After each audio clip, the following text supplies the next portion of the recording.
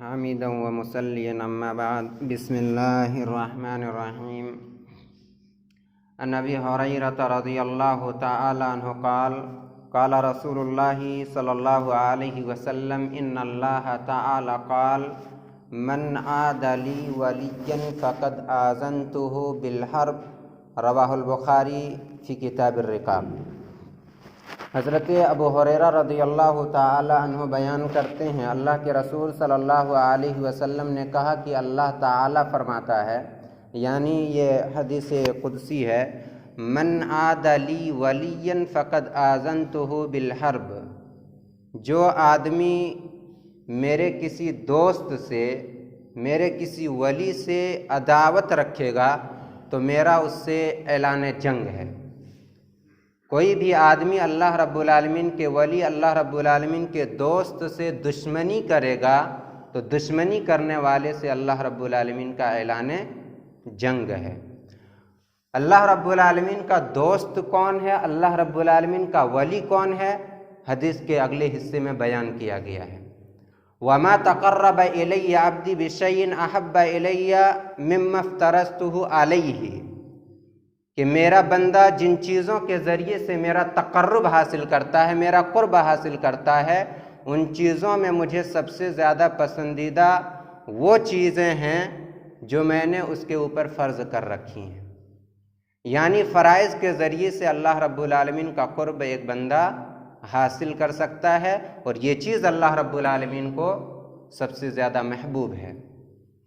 وَمَا يَزَالُ عَبْدِي يَتَقَرَّبُ إِلَيَّ بِالنَّوَافِلِ، اور میرا ایک بندہ نفلی عبادتوں کے ذریعے سے بھی قریب آتا رہتا ہے، حَتَّى أُحِبَّهُ، یہاں تک کہ میں اس بندے سے محبت کرنے لگ جاتا ہوں. فَإِذَا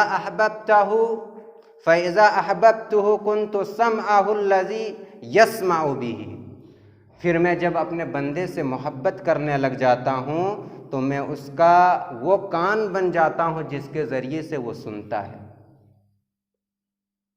وَبَصَرَهُ الَّذِي يُبْصِرُ بِهِ، اور وہ آنکھ بن جاتا ہوں جس کے ذریعے سے وہ دیکھتا ہے. وَيَدَهُ الَّتِي يَبْطِشُ بِهَا، اور وہ ہاتھ بن جاتا ہوں جس کے ذریعے سے وہ چیزوں کو پکڑتا ہے. وَرِجْلَهُ الَّتِي يَمْشِي بِهَا، اور وہ پاؤں بن جاتا ہوں جس کے ذریعے سے وہ چلتا ہے. یعنی اللہ رب العالمین اس بندے کو گناہوں سے بچانے لگ جاتا ہے. اللہ رب العالمین ان کی آنکھوں کی حفاظت کرنے لگ جاتا ہے، غلط چیزوں کو دیکھنے سے اللہ رب العالمین اس کو بچاتا ہے. کان کے ذریعے سے غلط چیزوں کو سننے سے بچاتا ہے، ہاتھ کے ذریعے سے غلط کام کرنے سے بچاتا ہے، اور غلط راستے کی طرف جانے سے اللہ رب العالمین اس کے پاؤں کو روکتا ہے. آگے حدیث میں بیان ہے وَإِن سَأَلَنِي لَأُؤْتِيَنَّهُ، اور جب میں اپنے بندے سے محبت کرنے لگ جاتا ہوں پھر وہ مجھ سے کسی چیز کا سوال کرتا ہے تو ضرور بضرور عطا کرتا ہوں. کوئی دعا کرتا ہے، کوئی سوال کرتا ہے میرا بندہ تو میں ضرور بضرور اسے عطا کرتا ہوں. وَلَئِنِ اسْتَعَاذَنِي لَأُعِيذَنَّهُ، اور میرا بندہ پناہ طلب کرتا ہے تو میں ضرور بضرور اسے پناہ دیتا ہوں. تو اس حدیث سے معلوم ہوا اللہ کا ولی اور اللہ کا دوست وہ ہے جو فرائض کے ذریعے سے اللہ رب العالمین کا قرب حاصل کرتا ہے. فرائض میں سب سے اہم ارکان دین ہیں، یعنی نماز، روزہ، حج، زکوٰۃ وغیرہ، اور ارکان دین میں سب سے اہم نماز ہے، کیونکہ نماز دین کا ستون ہے.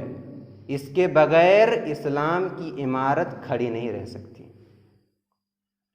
حضرت عمر فاروق رضی اللہ تعالیٰ عنہ اپنے دور خلافت میں گورنروں کو، عمالوں کو لکھ کر بھیجا کرتے تھے تمہاری ذمہ داریوں میں سب سے اہم ذمہ داری نماز کی پابندی ہے. جو نماز کی پابندی کرے گویا اس نے دین کی حفاظت کی، اور جس نے نماز کو ضائع کر دیا تو دوسری چیزوں کو بدرجہ اولا وہ ضائع کرے گا.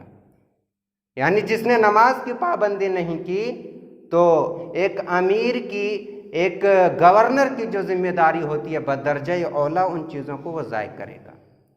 حضرت عمر فاروق رضی اللہ تعالیٰ عنہ جب فجر کی نماز پڑھا رہے تھے، جب ان پر حملہ کیا گیا، ان پر بے ہوشی طاری ہو گئی، ان کو اٹھا کر کے دوسری جگہ لے جا کر کے رکھا گیا۔ بعد میں ان کو بتلایا گیا نماز کے تعلق سے کہ آپ کی نماز مکمل نہیں ہوئی ہے، ابھی آپ پوری نماز نہیں پڑھے ہیں۔ ان کی آنکھ کھلی تو کہا انہوں نے، کیا لوگوں نے نماز ادا کر لی ہے؟ جواب دیا گیا کہ ہاں نماز ادا کر لی لوگوں نے۔ پھر انہوں نے کہا لا حظ فی الاسلام لمن ترک الصلاۃ، اس آدمی کا اسلام میں کوئی حصہ نہیں ہے جس نے نماز ترک کر دی۔ اس حالت میں ہے، بے ہوشی کی حالت ہے، اتنا گہرا زخم ہے، خون بہت تیزی سے جاری ہے، اس وقت یہ کہہ رہے ہیں کیا لوگوں نے نماز ادا کر لی؟ جواب دیا گیا کہ ہاں نماز ادا کر لی ہے لوگوں نے۔ پھر انہوں نے نصیحت کے طور پر کہا لا حظ فی الاسلام لمن ترک الصلاۃ، اس آدمی کا اسلام میں کوئی حصہ باقی نہیں رہ جاتا جو نماز کو چھوڑتا ہے، نماز کو ترک کرتا ہے۔ پھر انہوں نے نماز ادا کی اور ان کے زخم سے ابھی خون جاری تھا، اس حالت میں انہوں نے فجر کی نماز ادا کی۔ تو سب سے زیادہ اہم اللہ رب العالمین کے نزدیک فرائض ہیں جن کے ذریعے سے ایک انسان اللہ کا قرب حاصل کرتا ہے۔ فرائض میں سب سے اہم ارکان دین ہے، اور ارکان دین میں سب سے اہم نماز کا معاملہ ہے۔ ایک انسان نفلی عبادتوں کے ذریعے سے بھی اللہ کے قریب ہوتا رہتا ہے، پھر اللہ ایسے بندے سے محبت کرنے لگ جاتا ہے۔ جب اللہ تعالیٰ بندے سے محبت کرنے لگ جاتا ہے تو ہر قسم کے گناہ سے اس کو بچاتا ہے، اور جب وہ کسی چیز کا سوال کرتا ہے اللہ رب العالمین سے، دعا کرتا ہے، تو اللہ رب العالمین ضرور بضرور اس کی سوال کو سنتا ہے اور اس کی دعا کو قبول کرتا ہے۔ اور پناہ طلب کرتا ہے تو اللہ رب العالمین اس کو پناہ عطا کرتا ہے۔ یہ معیار اصلی ہے۔ اگر اللہ کے دوستوں کو پہچاننا ہو، اللہ کے ولیوں کو پہچاننا ہو، تو دیکھا جائے گا کہ وہ فرائض کا کتنا اہتمام کرتا ہے۔ نماز کا معاملہ ٹھیک ٹھاک ہے یا نہیں ہے؟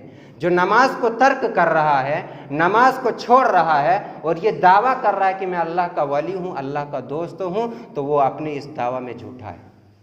آسانی کے ساتھ پہچانا جا سکتا ہے انسان کو کہ فرائض کا معاملہ ٹھیک ٹھاک ہے یا نہیں، نماز کا معاملہ ٹھیک ٹھاک ہے یا نہیں۔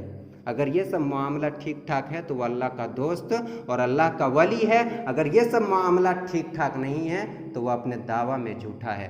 آخر میں اللہ تعالیٰ سے دعا، اللہ تعالیٰ ہم سب